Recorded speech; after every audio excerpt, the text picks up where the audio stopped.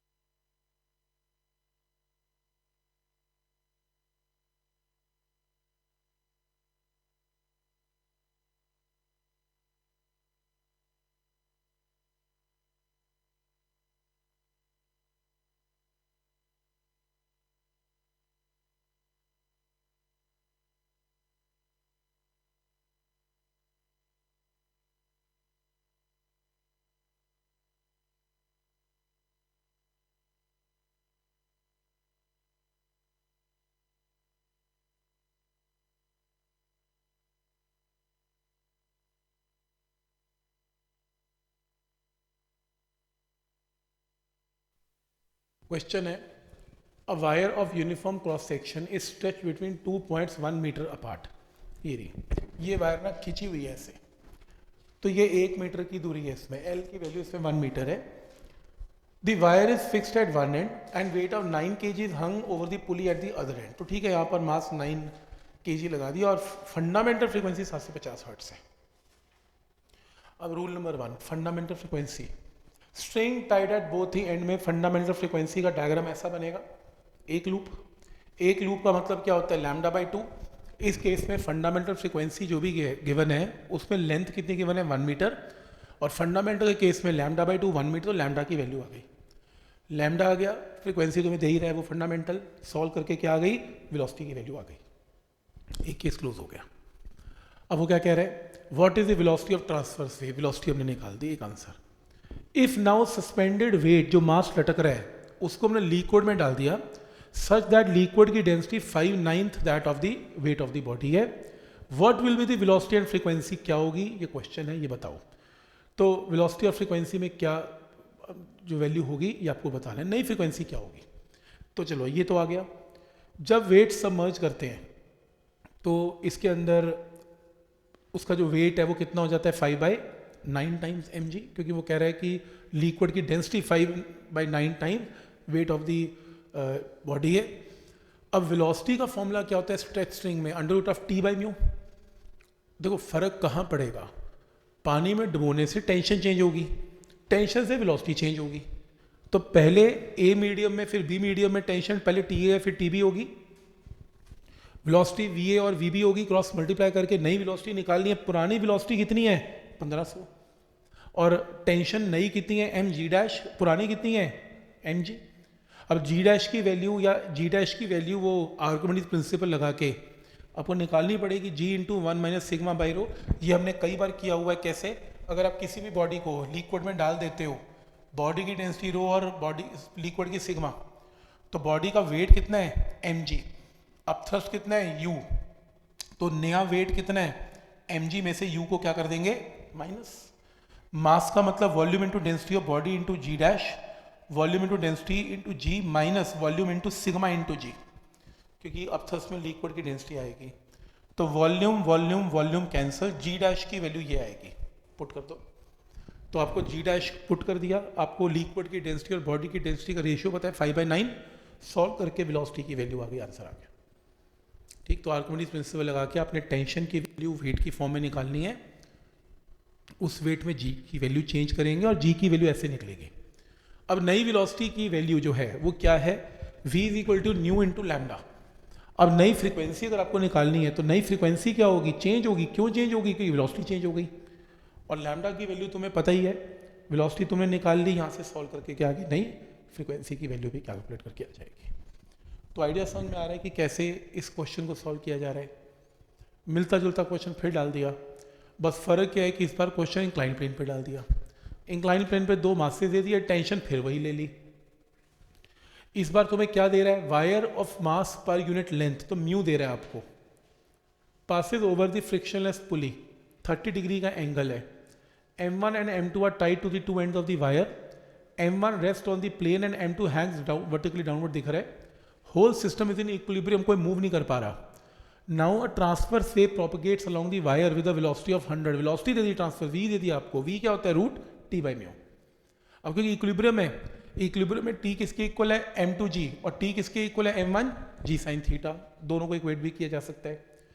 तो वेलोसिटी की वैल्यू मुझे पता है, क्या निकालना है आपको, find the value of masses m1 and m2। Velocity की वैल्यू पता है, क्रॉस मल्टीप्लाई करके स्क्वायरिंग करके ये वैल्यू आ गई। वेलोसिटी की वैल्यू पता है, म्यू आपको पता है, v आपको पता है, म्यू आपको पता है, यहाँ से क्या आ गई, टेंशन की वैल्यू आ गई। एक बार तुम्हारे पास टेंशन t आ गई, m2 आ गया, t आ गई तो m1 भी आ गया। तो बेसिकली क्या है, तुम्हें m1 m2 निकालने के लिए क्या चाहिए, टेंशन। टेंशन निकालने के लिए तुम्हें ये फॉर्मूला पता है स्ट्रेच स्ट्रिंग का, वेलोसिटी म्यू पता है, वहाँ से टेंशन निकाल के यहाँ पर वैल्यू पुट करके m1 m2 की वैल्यू आ जाएगी।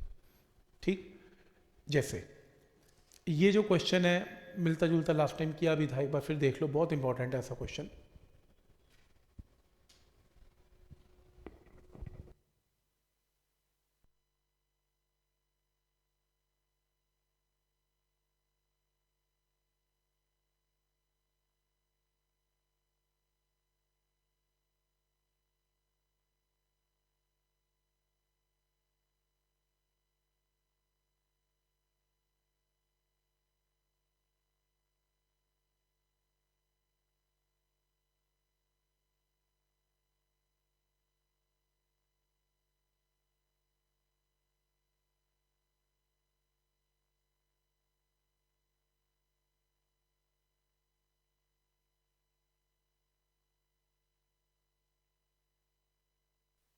क्वेश्चन है, यूनिफॉर्म एक रस्सी है और इसको पुश दिया जा रहा है, 2 kg का ब्लॉक है और इसकी लेंथ पता है और नीचे 6 kg का, नहीं रस्सी के का मास है 6 kg है, 12 मीटर की लेंथ है और मास इसका 6 kg है। 2 kg का ब्लॉक नीचे लटका दिया। Transfer wavelength 0.06 metre is produce at the lower end of the rope, what is the wavelength of the pulse when it reaches the top of the rope. तो ऊपर जाके वेवलेंथ क्या होगी निकालनी है। क्या चीज़ चेंज होगी ऊपर जाके, टेंशन। तो obviously velocity directly proportional to under root of tension. नीचे टेंशन कितनी है, बिल्कुल लोएस्ट पॉइंट पर 2g और ऊपर जाके 6g और 2g कितना 8g। तो टॉप पे टेंशन बॉटम पे टेंशन, ये रेशियो आ गई। अब वेलोसिटी क्या होती है, new into lambda, new into lambda. तो फ्रीक्वेंसी तो सेम ही रहती है, वेव की पता ही था, वो तो कांस्टेंट होती है। तो लैम्डा की रेशियो आ गई, टॉप के ऊपर लैम्डा इज 2 टाइम्स, बॉटम के ऊपर लैम्डा, बॉटम का लैम्डा पता है, टॉप का लैम्डा आ जाएगा। तो इस तरीके से इस क्वेश्चन को सॉल्व करना है। What is the maximum possible sound level in air, अभी किया था हमने डन, वो एटमॉस्फेरिक प्रेशर लेके सॉल्व करना था, अभी शीट में किया सेम है, ये भी कर लिया। 20 वाट से 400 मिली वाट का स्पीकर है, सेम रिपीट है, डॉग वाला क्वेश्चन भी कर लिया, रिपीट है। नेक्स्ट,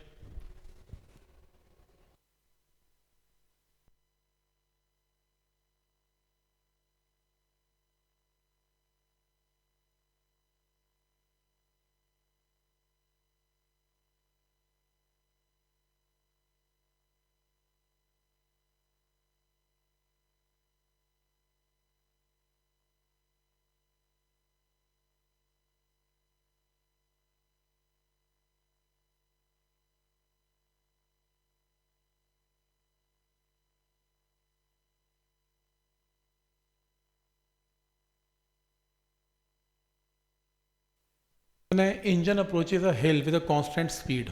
तो एक इंजन जो है वो, ये ट्रेन चला रहा है इंजन, जो भी है इंजन लेके जा रहा है, हिल की तरफ जा रहा है। When it is at a distance of 0.9 kilometre it blows a whistle, sound बजती है। Whose echo is heard by the driver after 5 second. तो इको का मतलब पहले साउंड गई, पहाड़ से टकराई और वापस आई, तो 0.5 सेकेंड में। वेलोसिटी ऑफ साउंड पता है, स्पीड ऑफ द इंजन बतानी है। तो पहली चीज़ तो बेसिकली करना क्या है इसमें, आपको स्पीड ऑफ द इंजन बताना है। Distance covered by sound in reaching the hill and coming back will be equal to what. अब देखो ना क्या हुआ, इसके बीच में जो डिस्टेंस है 0.9 किलोमीटर है, यानी कि 900 मीटर है। तो जाने का डिस्टेंस 900 मीटर है, आने का डिस्टेंस 900 मीटर नहीं होगा, क्योंकि तब तक इंजन पास आ जाएगा, कम हो जाएगा। कितना पास आया, स्पीड इंटू टाइम, है ना, S equal to V T. तो 5 इंटू वी से माइनस करके इतना डिस्टेंस, आने का डिस्टेंस तो जाने का डिस्टेंस, टोटल ये डिस्टेंस कवर हो गया आने जाने का। अब ई को आने जाने का समय पता है, साउंड का 5 सेकेंड है, तो डिस्टेंस टोटल को स्पीड ऑफ साउंड से डिवाइड किया, तो टाइम आपको क्वेश्चन में गिवन है 5, यहाँ से वी की वैल्यू आ गई। नहीं, डॉपलर तो लगेगा ही नहीं इसमें, नहीं लगा नहीं, इसमें तो सिंपल इक्वेशन ऑफ मोशन लग गई बस।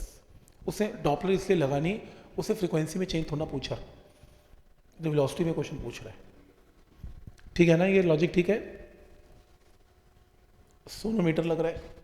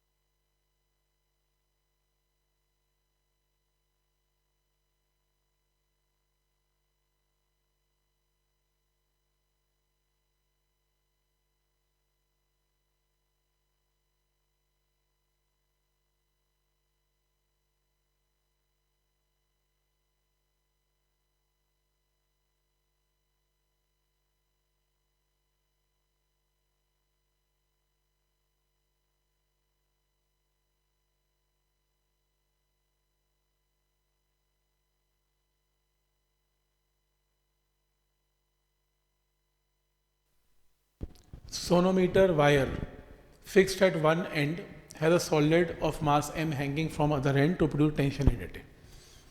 It is found that 70 centimeter of length of the wire produces a certain fundamental frequency when plucked. When same mass m is hanging in water completely submerged, length of the wire has to be changed by 5 centimeter in order to produce the same fundamental frequency. देखो क्या कह रहा है कि पहले इसकी जो length है ना वो 70 सेंटीमीटर है, तो इसके अंदर क्या हुआ, फंडामेंटल फ्रीक्वेंसी जनरेट होगी सोनोमीटर में। ठीक, वो कह रहा है कि फिर मुझे क्या किया, मैंने उसको पानी में डुबो दिया, पानी में डुबोने से टेंशन चेंज हो गई, टेंशन से फंडामेंटल चेंज हो गई, पर वो कह रहा है मुझे फंडामेंटल चेंज नहीं करनी, फंडामेंटल सेम रखनी है। तो फिर मुझे लेंथ को चेंज करना पड़ा ताकि फंडामेंटल रिमेन्स सेम। तो वो कह रहे हैं कि बताओ इसमें डेंसिटी ऑफ मटेरियल क्या है। देखो रूल नंबर 1, केस नंबर 1, जब ब्लॉक हवा में है तो फंडामेंटल का फॉर्मूला क्या होता है, 1/12√T/μ, टेंशन mg है, बात खत्म। लेकिन जब उसको पानी में डाल दिया तो m/g' हो गया, g' अभी निकाल के दिखाया मैंने आपको। तो आपको डेंसिटी सब पता है, सब कुछ पता है, यहाँ से l' की वैल्यू आ गई, तो या t' की वैल्यू आ गई, सॉरी, यहाँ से जब सॉल्व करोगे t' की वैल्यू आएगी। अब या सीधा यहीं देख लो, तो fundamental frequency remains same 1/2 into यहाँ पर क्या आएगा, एल डैश आएगा।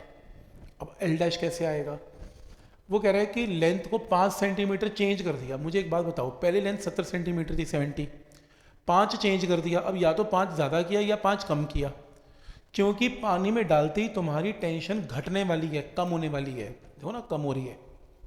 तुम्हारी अगर टेंशन कम होगी तो फंडामेंटल भी कम होगी, पर तुम चाहते हो फंडामेंटल सेम रहे, तो तुम क्या करोगे, अगर न्यूमिनेटर घट रहा है तो डिनोमिनेटर को भी घटा दोगे, दोनों घटेंगे तो रेशियो विल रिमेन सेम। इसलिए मैंने नई लेंथ को क्या लिया, 75 नहीं लिया, 65 लिया, और नई टेंशन की वैल्यू पुट कर दी। अब इसे और इसे इक्वेट करके जो निकालना है आंसर आ जाएगा। तो ये रूल है। तो लेंथ जो है वो इसमें मुझे घटानी पड़ेगी, क्योंकि पानी में डालती टेंशन भी घटेगी, दोनों चीज़ें घटेंगी तो फ्रीक्वेंसी की वैल्यू विल रिमेन सेम।